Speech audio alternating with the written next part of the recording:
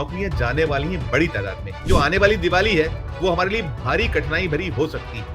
आज के दिन अमेरिका जो कोशिश कर रहा है वो ये कोशिश कर रहा है कि जो स्ट्रेटेजिक ऑटोनॉमी है हमारी वो खत्म हो जाए। कि एक उथल पुथल पूरी अंतर्राष्ट्रीय अर्थव्यवस्था में ट्रंप ने इंट्रोड्यूस कर दिया है कि सरकार में ऐसा लगता है कि अर्थव्यवस्था का जो क्रम होता है, जो सीक्वेंस होता है, उसको ये कोई समझ नहीं रहा है और कुछ भी कर रहा है।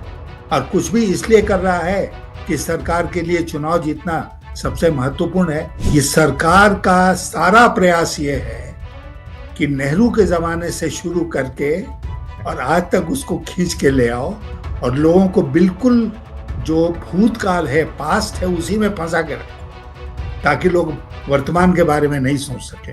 मोदी जी सामने आके ट्रंप का मुकाबला नहीं करेंगे और मैं कई बार इस बात को कह चुका हूं अपने इंटरव्यूज में कि ट्रंप के पास कुछ ऐसा है जिससे मोदी जी घबराते हैं। नमस्कार, मैं हूं संजीव श्रीवास्तव। आप देख रहे हैं 4 PM न्यूज नेटवर्क।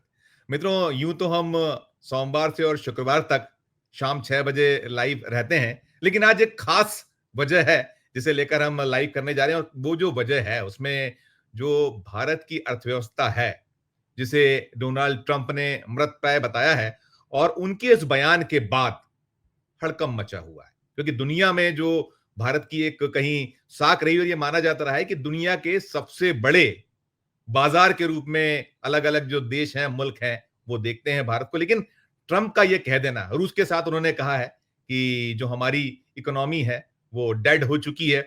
और फिर इसके बाद कहीं राहुल गांधी उसी जो रही है, ट्रंप के ने जो कहा है उस पर कहीं उन्होंने मोहर लगाई। उन्होंने कहा है कि मैं भी पहले से कह रहा हूं कि हम बहुत बुरी स्थिति में, और डेड जो इकोनॉमी है उस पर एक तरीके से उन्होंने मोहर लगा दी। और वे ये भी कहते नजर आए थे कि जो मोदी जी हैं या जो निर्मला सीतारमन है, यानी प्रधानमंत्री जी और देश की वित्त मंत्री, वे तो मानते नहीं है, लेकिन हकीकत जान रहा है देश, दुनिया के सामने सब कुछ साफ है।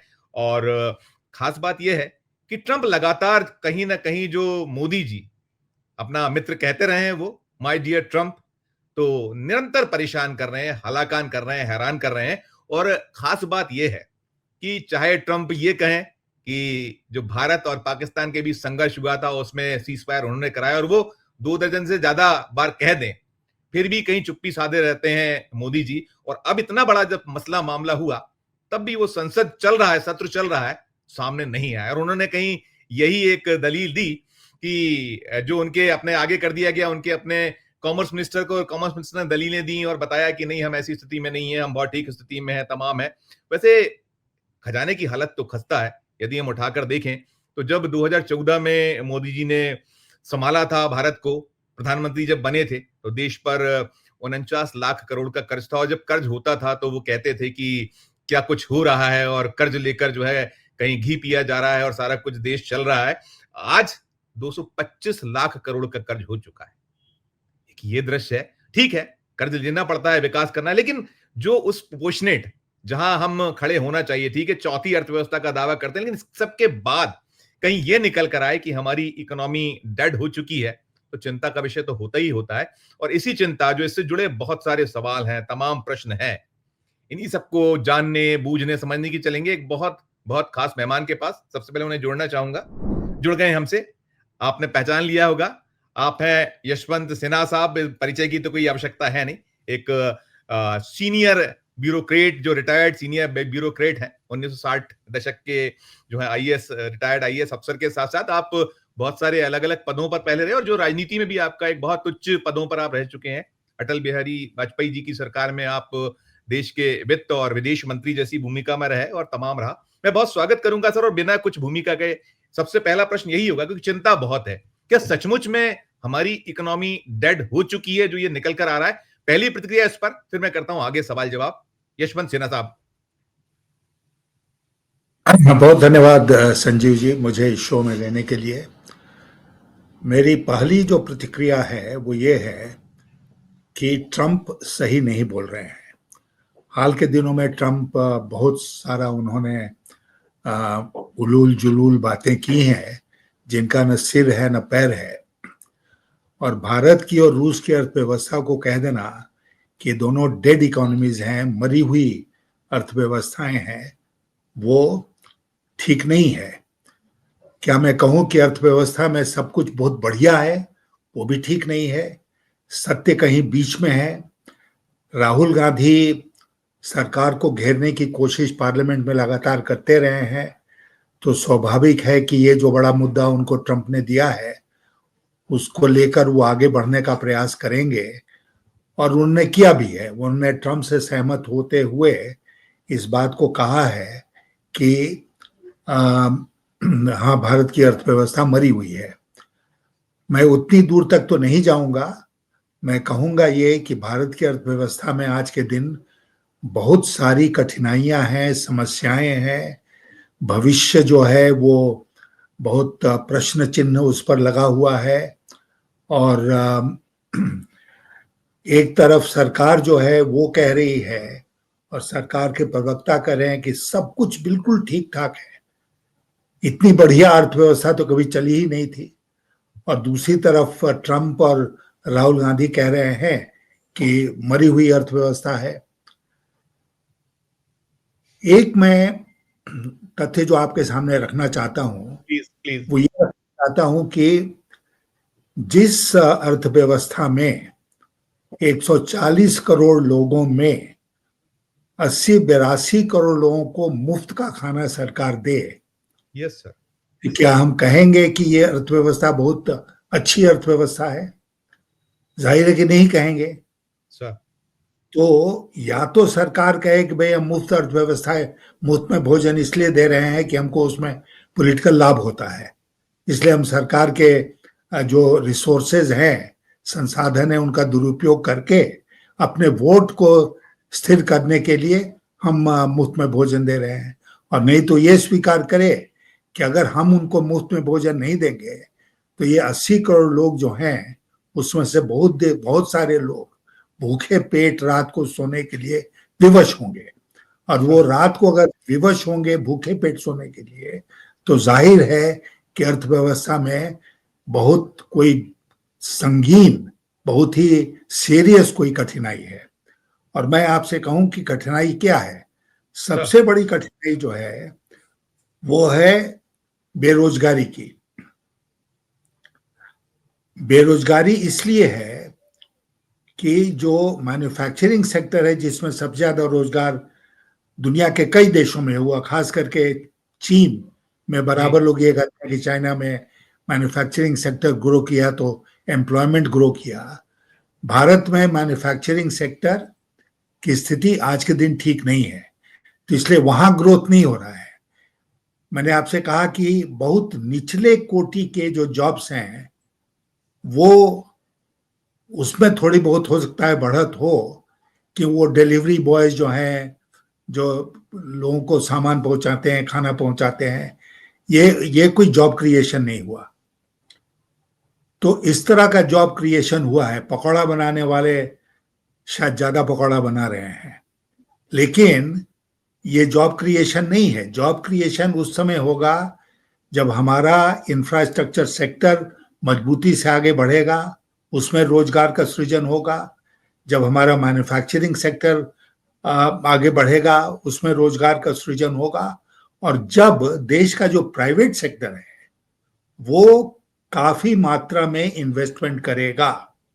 अभी आपने सुना होगा कि हमारी वित्त मंत्री जो हैं निर्मला सीतारमण जी, वो बार बार जोर देकर इस बात को कहती रही हैं प्राइवेट सेक्टर को कि आप लोग आगे आओ, इन्वेस्टमेंट करो, आगे आओ, इन्वेस्टमेंट करो। इसलिए कह रही हैं क्योंकि प्राइवेट सेक्टर इन्वेस्टमेंट नहीं कर रहा है। और प्राइवेट सेक्टर इन्वेस्टमेंट इसलिए नहीं कर रहा है कि जो हमारी इंस्टॉल्ड कैपेसिटी है, जो कल कारखाने लगे हुए हैं, उसका कई वर्षों से जो यूटिलाइजेशन है वो 70-75% के आसपास आके रुका हुआ है। इसका मतलब कि इंस्टॉल्ड कैपेसिटी में सरप्लस प्रोडक्शन की कैपेसिटी बची हुई है जिसका उपयोग नहीं हो रहा है। और अर्थव्यवस्था में जब डिमांड बढ़ता है ना संजीव जी, तो पहला ये होता है उसका प्रूफ कि जो इंस्टॉल्ड कैपेसिटी है उसका लोग ज्यादा से ज्यादा यूटिलाइजेशन करना शुरू कर देते हैं, और उसके बाद तब फ्रेश कैपेसिटी क्रिएट करते हैं। जब फ्रेश कैपेसिटी क्रिएट करते हैं तो उसमें इन्वेस्टमेंट होता है और उस इन्वेस्टमेंट से रोजगार बढ़ता है। एकदम ये क्रम फिक्स्ड है। हमारे यहाँ अगर जो इंस्टॉल्ड कैपेसिटी है उसका पूरा यूटिलाइजेशन नहीं हो रहा है कई वर्षों से, तो जाहिर है कि डिमांड नहीं बढ़ रहा है। और डिमांड क्यों नहीं बढ़ रहा है? क्योंकि इनकम नहीं बढ़ रहा है। इनकम क्यों नहीं बढ़ रहा है? क्योंकि एम्प्लॉयमेंट नहीं है। एम्प्लॉयमेंट नहीं है तो इनकम नहीं है, इनकम नहीं है तो डिमांड नहीं है। इसलिए कंजम्पशन जो है वो स्टैग्नेट कर रहा है। ये एक सिलसिला है। अब उसके बाद मैं आपसे ये भी कहूं कि जैसे सरकार जो 80 करोड़ लोगों को खाना खिला रही है मुफ्त में, जी, तो उसमें तो पैसा खर्च हो रहा है ना। ऐसा तो नहीं है कि सरकार को भी कहीं एक से मुफ्त में दशमलव एक अनाज मिल रहा दशमलव है। पचहत्तर 1.75 लाख सरकार करोड़ भी के आसपास का 1.75 लाख करोड़ के आसपास का खर्च हो रहा है अभी वो मुफ्त उस भोजन देने पे, लगभग लगभग। उसमें अब, हाँ, तो आप सोचिए सरकार का जो इन्वेस्टमेंट है अभी हाल के दिनों में उन्होंने कुछ बढ़ाया है, कैपिटल इन्वेस्टमेंट खास करके बजट से जो होता है। लेकिन मैं आपसे ये कह रहा हूं कि ये 1,75,000 करोड़ या 1,70,000 अगर इसको इन्वेस्ट किया जाता इंफ्रास्ट्रक्चर को डेवलप करने में, बिल्कुल, जिसमें रोड्स हैं, जिसमें रेलवेज हैं, जिसमें एयरपोर्ट्स हैं, जिसमें और तरह की चीजें हैं, अगर उसमें इसको खर्च किया जाता तो कितना डेवलपमेंट होता और कितने एग्ज़ैक्टली, रोजगार का सृजन होता। तो बिल्कुल, हम क्या चाहते हैं कि लोग जो हैं उनको रोजगार मिले, लोग जो हैं वो कमाएं, कमाकर बाजार में जाएं, वहां पर सामान खरीदें, तो बाजार में डिमांड बढ़ेगा। अगर उनको आप उनके पेट में भोजन डाल रहे हैं तो वो घर में बैठा हुआ है, कोई फर्क नहीं यस, पड़ता है। यस सर, तो ये जो एक सिलसिला है इसमें मुझे लग रहा है कि सरकार में ऐसा लगता है कि अर्थव्यवस्था का जो क्रम होता है, जो सीक्वेंस होता है, उसको ये कोई समझ नहीं रहा है और कुछ भी कर रहा है। और कुछ भी इसलिए कर रहा है कि सरकार के लिए चुनाव जीतना सबसे महत्वपूर्ण है। आप कैश दे रहे हैं, किसान सम्मान निधि क्या है? कैश है। कैश है, आप कैश दे रहे हैं, बहुत से सेक्टर्स में आप कैश दे रहे हैं, और केवल केंद्र सरकार नहीं कर रही है, राज्य सरकार भी देखा देखी उसको करना शुरू कर दिया है। सर, तो ये लोगों के पास आप पैसा पहुंचा देंगे उनके जेब में तो अकर्मण्यता बढ़ेगी ना। वो एब्सोल्युटली, काम नहीं करेगा तो अर्थव्यवस्था आगे नहीं बढ़ेगी। यही दिक्कत है हमारी पूरी अर्थव्यवस्था में आज के दिन। बिल्कुल सर, बिल्कुल। सर एक चीज़ और जानना चाहूँगा, आपने कहा देखिए ट्रम्प की सनक तो छुपी नहीं है, दुनिया में हाहाकार है, खासकर उनका जैसे जो टैरिफ वॉर जो कर रहे हैं, अभी उन्होंने जो हम पे 25% इम्पोज़ किया, वो जो टैरिफ लगाया, अभी ठीक है कि कुछ हमें हफ्ते भर की मोहलत मिल गई है और लेकिन इसके बाद की जो कहीं जो अर्थ के मामलों की जानकारी कुछ लोगों से हमने बात की, तो वो कह रहे हैं कि ये बहुत तबाही मचाने वाला है, खासकर जो नौकरियाँ हैं, अभी आपने कहा कि सबसे इम्पोर्टेंट है नौकरियां जाने वाली हैं बड़ी तादाद में। इस पोर्शन को लेकर क्या आपका ओपिनियन होगा सर कि बहुत बड़ी, और किसी ने यह भी कहा है कि जो आने वाली दिवाली है वो हमारे लिए भारी कठिनाई भरी हो सकती है। इस पर एक नोट सर आपका। देखिए, जो ट्रम्प कर रहे हैं वो ट्रम्प को नहीं करना चाहिए। ट्रम्प गलत कर रहे हैं। सर, दिक्कत यह है कि जिस मजबूती के साथ भारत को अपनी पॉलिसी डिक्लेयर करके उस बात का मुकाबला करना चाहिए वो भारत सरकार नहीं कर रही है। सर, प्रधानमंत्री बिल्कुल खामोश हैं इस पर। एक शब्द उन्होंने कहीं नहीं कहा। पार्लियामेंट के सेशन में 2 घंटे जवाब देते रहे, लेकिन नहीं कहा कुछ इस पर कोई बात। तो खैर, ट्रंप अपनी जगह पर है। मैं ये कह रहा हूं कि एक उथल पुथल पूरी अंतर्राष्ट्रीय अर्थव्यवस्था में ट्रंप ने इंट्रोड्यूस कर दिया है। सर, और हमारे जो हुकूमत में बैठे लोग हैं, जो खास करके अर्थव्यवस्था के बारे में सोच रहे हैं, उनका क्या फर्ज बनता है? उनका फर्ज ये बनता है कि इसका मुकाबला करने के लिए जो हमको रक्षात्मक कदम उठाने चाहिए वो उठाना चाहिए। अमेरिका में अगर हमारा व्यापार घटता है, हमारा एक्सपोर्ट घटता है, अमेरिका में एक्सपोर्ट घटता है, तो देश में बेरोजगारी बढ़ेगी। ये तो साफ है। तो हमको नए मार्केट खोजने के लिए हम क्या कर रहे हैं कि वो सामान अगर अमेरिका नहीं जा रहा है तो किसी नई जगह में जाए एक्सपोर्ट के लिए। इसके बारे में कोई सोच मुझे नहीं अब तक नजर आई है। तो मैं ये कह रहा हूं कि अमेरिका के चलते जो विश्व व्यवस्था आर्थिक व्यवस्था में उथल पुथल है, उसको मैनेज करने के लिए भारत सरकार की जो रणनीति है उसका अभी तक कोई खुलासा नहीं हुआ है। और उसके बारे में जब तक सोच समझ के कदम नहीं उठाया जाएगा।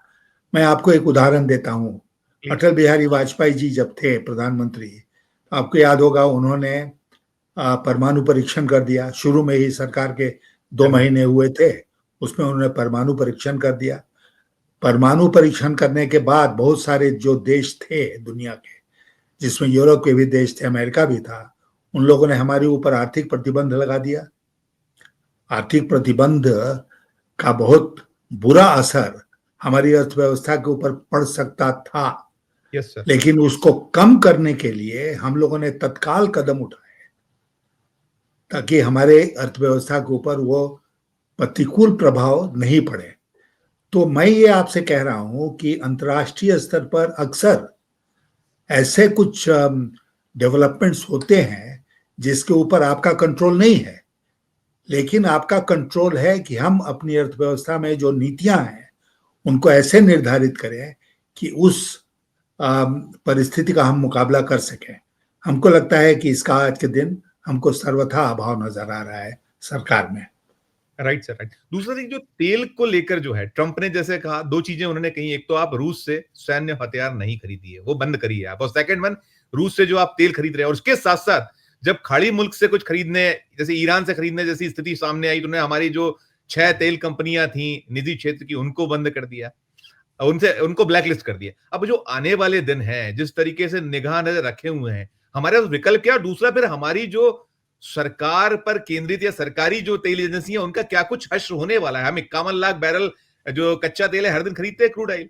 क्या आप उस दिशा में क्या देख रहे हैं, क्या पा रहे हैं? क्योंकि वो तेल को लेकर भी भरा भारी दबाव है उनका, और सैन्य हथियारों को लेकर, और पाकिस्तान के साथ वो तेल का व्यापार शुरू कर चुके हैं, उनका वो है। इस सब पर एक वक्तव्य सर।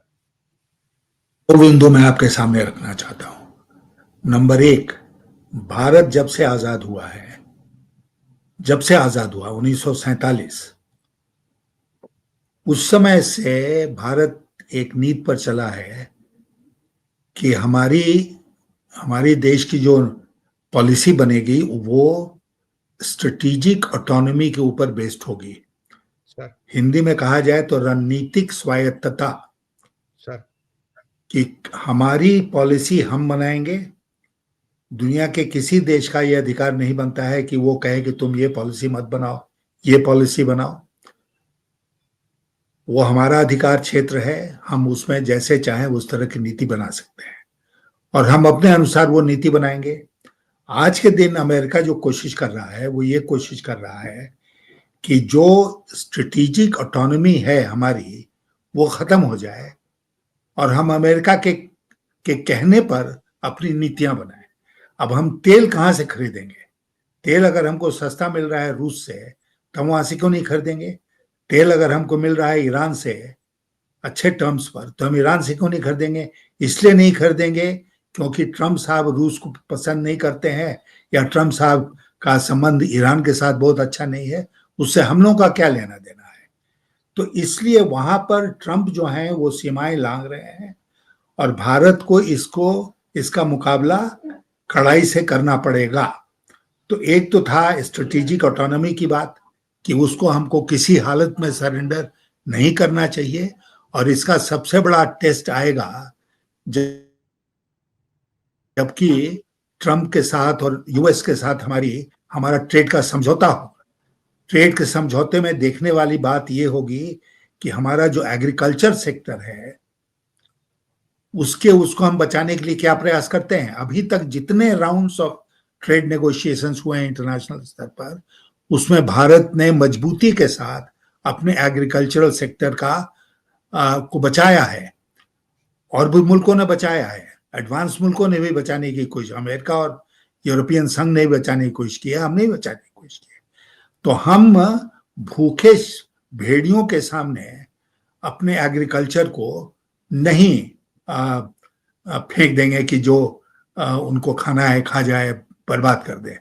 दूसरी बात जो है वो ये है कि हमारे देश के जो मैन्युफैक्चरिंग सेक्टर हैं, जो एक्सपोर्ट्स हैं, उनको बचाने के लिए हमको पूरा प्रयास करना होगा। जब भी ट्रेड डील होगा तो ट्रेड डील को हमको बहुत सावधानी के साथ सामने नेगोशिएट करना पड़ेगा। दूसरी बात जो मैं आपसे कहना चाहता हूं कि एक अंतरराष्ट्रीय ट्रेडिंग ऑर्डर है, व्यापार का समझौता है, वर्ल्ड ट्रेड ऑर्गेनाइजेशन नाम की एक संस्था है। तो अब तक जो ट्रंप ने किया है वो इन सब के विपरीत जाता है। इंटरनेशनल ट्रेडिंग ऑर्डर जो है उसके विपरीत जाता है, WTO के जो सिद्धांत हैं उसके विपरीत जाता है। मुझे ये समझ में बात आती है कि भारत इसमें नेतृत्व करके क्यों नहीं सब देशों को इकट्ठा करता है और WTO में जाता है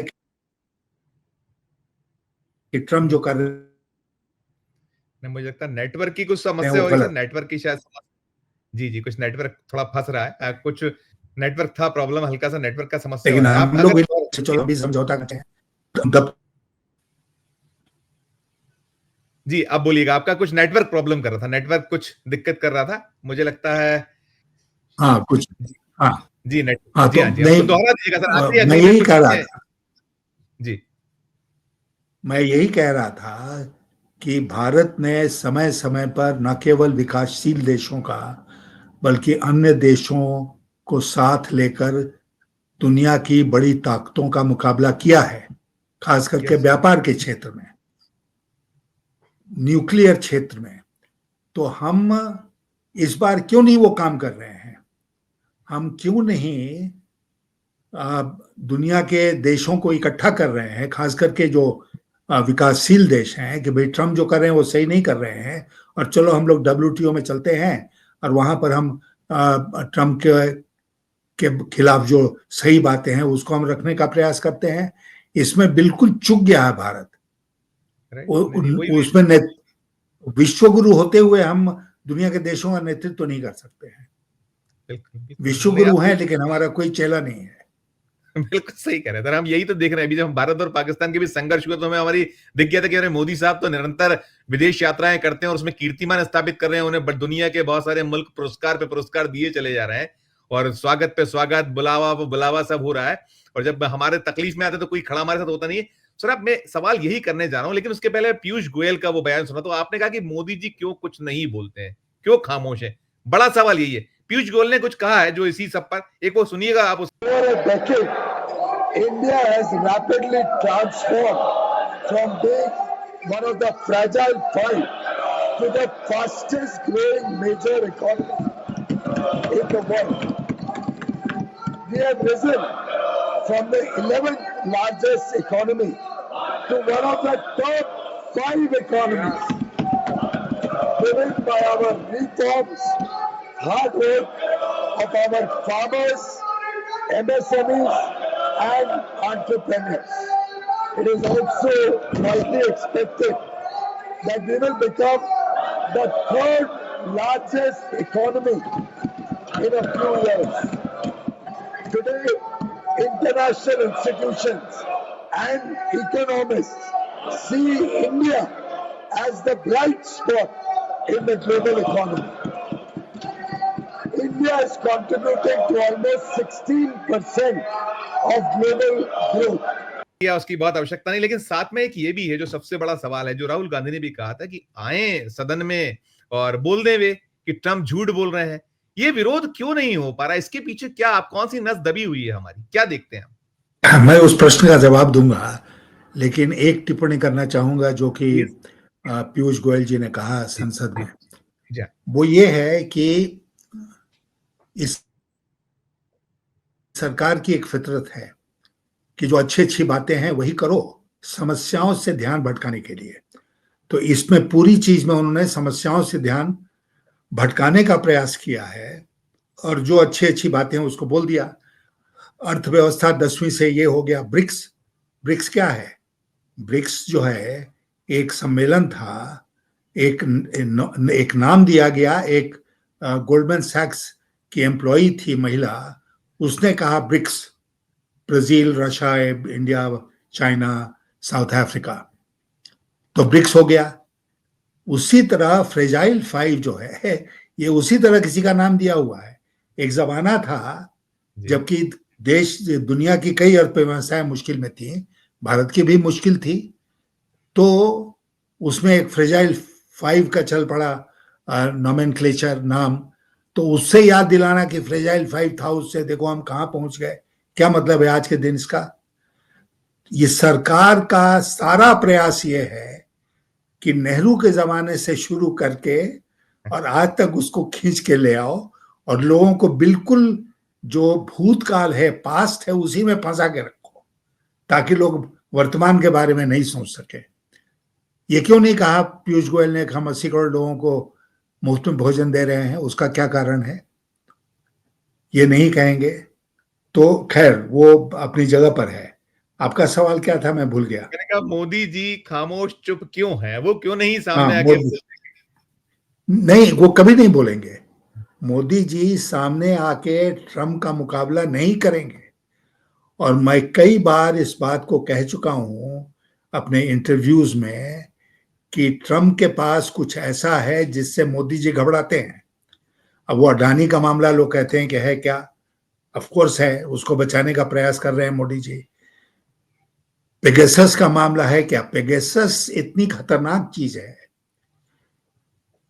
आप जानते हैं, और अमेरिका के कोर्ट में मुकदमा चल रहा है जहां पर कि डिस्क्लोजर्स हो रहे हैं। जी, पूरा पता है ट्रम्प को, जैसे इजराइल को पता है कि पेगासस का कैसे हम लोगों ने दुरुपयोग किया। वो बातें अगर खुल के सामने आ जाएं तो मोदी जी कहां छुपेंगे? कहां छुपेंगे? और उसके अलावा सुब्रमण्यम स्वामी ने तो खोल के इस बात को कह दिया कहती है। कि चीन और अमेरिका के पास कुछ ऐसे सबूत हैं मोदी जी की अय्याशी के, जो अगर खुल जाए तो मोदी जी को फिर छुपने की जगह नहीं मिलेगी। तो कई कारण हैं जिसके चलते मोदी जी ट्रम्प के सामने नहीं बोल पाते हैं और आगे आने वाले दिनों में भी नहीं बोलेंगे। कभी ट्रम्प का नाम नहीं लेंगे।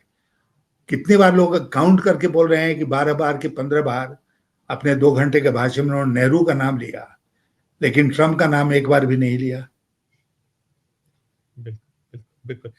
मेरा सर आखिरी सवाल होगा, एक तो जो चीन को लेकर हम दिखाते हैं, अब देखिए फिर दिवाली आ रही, तो फिर वो शुरू हो जाएंगे भक्तगण और जो अंधभक्त हैं कि आप चीन की जो वो है, ये सामान का बहिष्कार, अभी गणपति आ रहे हैं, फिर दिवाली आएगी, ये बहिष्कार कीजिए, ये कीजिए, और उधर आपका जो आयात है चीन से बढ़ता ही चला जा रहा है। आप साल दर साल 8 लाख करोड़, 8.5 लाख, 9 लाख करोड़, आप सही आंकड़ा उसको स्पष्ट कर दीजिएगा, अभी जो 2023-24 का था, कहां से शुरू हुआ था, बीते 11-16 में ऊपर ही ऊपर हो रहा है, एक चीज।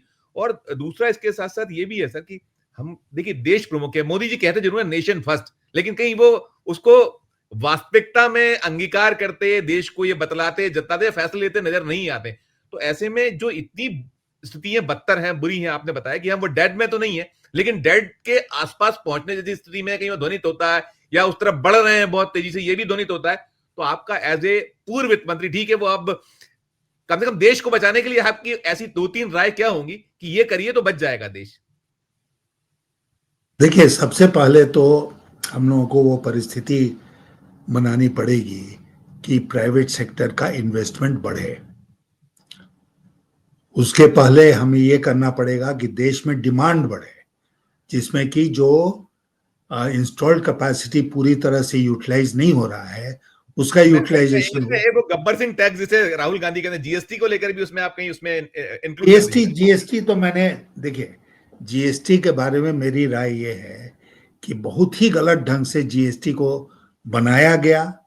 ऐसा लगा कि जो सरकार में बैठे हुए लोग थे उस समय, उन लोगों को तनिक भी आइडिया नहीं था टैक्सेशन का, और उन्होंने एक जीएसटी बना दिया। वही जीएसटी को हम लोग अभी तक ढो रहे हैं। और जितनी प्रगति होनी चाहिए थी हर एक साल जीएसटी कलेक्शन में, वो प्रगति नहीं हुई। आज भी कहीं ना कहीं स्टैग्नेशन है जीएसटी में। तो खैर, वो अपनी जगह पर है, लेकिन उसका असर तो पड़ता है हमारे पूरे प्रोडक्शन चेन के ऊपर।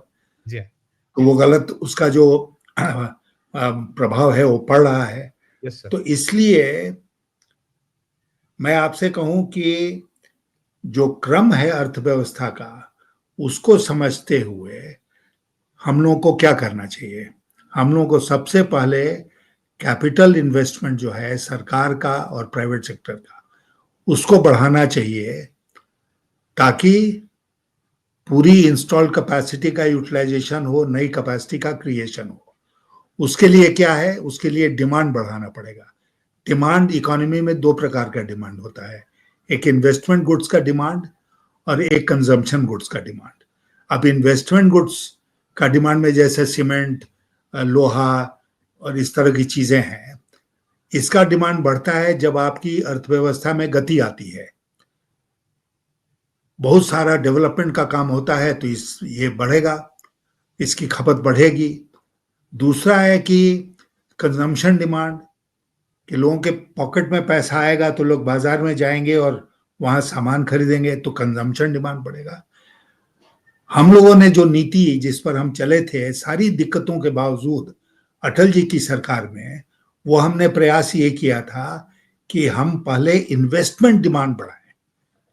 ये जो चतुर्भुज योजना और इस तरह की सड़कों की बड़ी भारी योजना चली, ग्रामीण सड़क योजना और ये सब, उसका मकसद क्या था? उसका मकसद ये था कि इन्वेस्टमेंट हो इंफ्रास्ट्रक्चर के उस एरिया में जिसमें कि जॉब का मल्टीप्लिकेशन होगा, बड़ी संख्या में जॉब आएंगे और इन्वेस्टमेंट गुड्स जो है उनका डिमांड बढ़ेगा।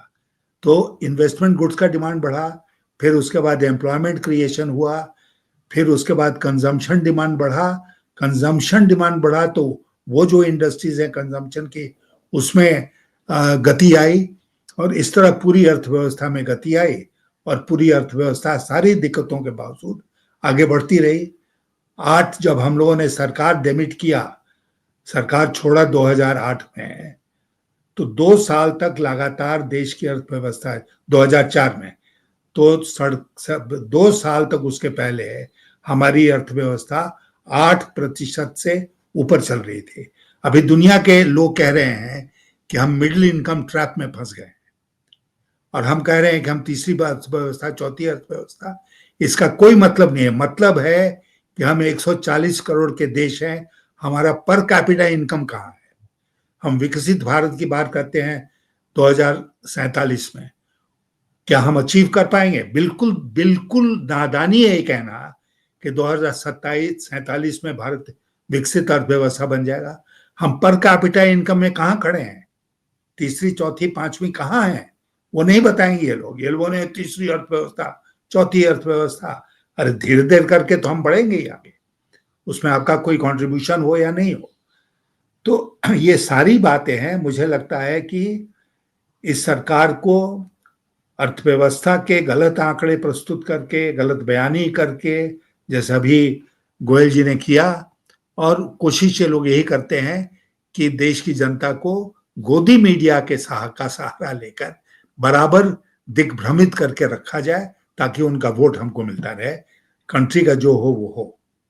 Right sir. सर एक लाइन और आप इस पे कर दीजिएगा, छोटा सा, बिल्कुल छोटा सा नोट, कि आपने सारा कुछ कहा, फ्रीबीज बहुत बड़ी समस्या। आपको ये वोट की लालच छोड़ के इसको शायद बंद कर दें और दूसरे तरीके से आप आइए, जैसे आपने कहा उनको आप रोजगार दीजिए, उस एंगल से आइए, तो वो उनकी क्षमता जो अभी मर गई है वो शायद जीवित होगी और उससे कहीं और बाकी चीजें भी जुड़ेंगी, बढ़ेगा। नहीं, मैं बिल्कुल आपसे स्पष्ट कहना चाहता हूं संजीव श्रीवास्तव जी, कि हम इस देश को भिखारियों का देश बना रहे हैं।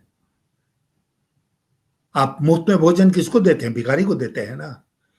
कोई सम्मान वाला व्यक्ति, आप उसको दे देंगे भोजन, तो वो स्वीकार कर लेगा? नहीं स्वीकार करेगा। आप हमसे कहिए कि जाके भीख मांग के खाना खा लो, तो नहीं खाएंगे, हम भूखे मर जाएंगे।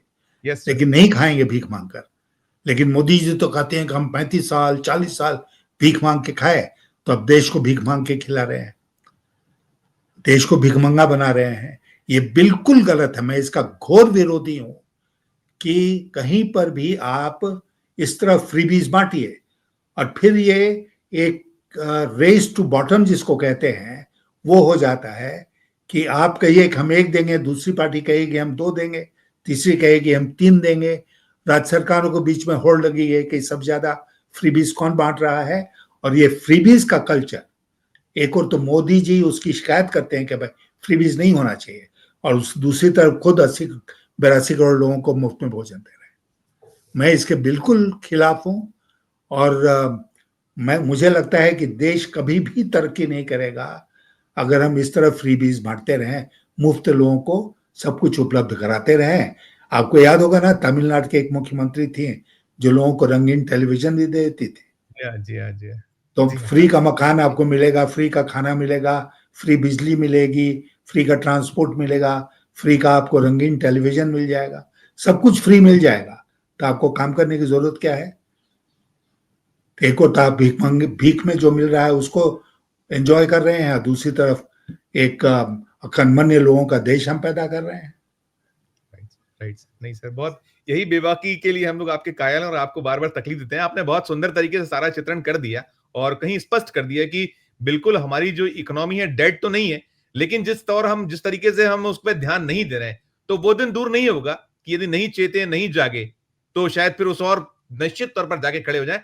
बहुत अच्छी जानकारी और सारा कुछ हमारे दर्शकों तक पहुंचाने के लिए यशवंत सर बहुत शुक्रिया, बहुत आभार, धन्यवाद। तो मित्रों, आपने सुना यशवंत सिन्हा साहब को। यशवंत सिन्हा साहब ने बहुत स्पष्ट कर दिया कि मोदी जी ने बीते 11 सालों में भारत देश को भिखारियों का मुल्क बना दिया है। और ये यदि नहीं थमता है, नहीं रुकता है, जो वोट की राजनीति है, ये वोट की राजनीति और पूरे देश में तो चल ही रहा है, सारे राज्यों ने उसको अंगीकार कर लिया है।